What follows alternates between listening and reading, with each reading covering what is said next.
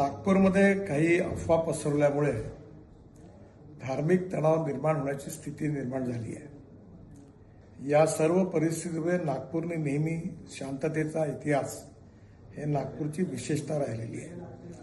माझी सर्व बांधवांना विनंती आहे की त्यांनी कुठल्याही प्रकारच्या अफवांवर विश्वास ठेवू नये, शांतता प्रस्थापित करावी आणि कोणीही रस्त्यावर येऊ नये।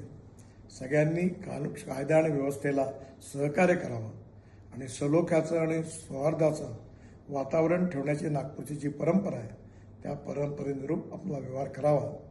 ज्या ज्या लोकांनी चुका केल्या असतील किंवा ज्यांनी गैरकायदेशीर कृत्य केले असतील त्यांच्यावर सरकार कारवाई करेल असा विश्वास मी आपल्या सगळ्यांना देतो।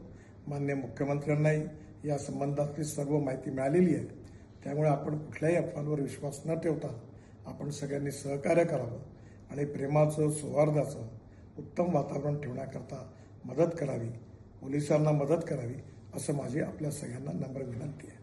नमस्कार।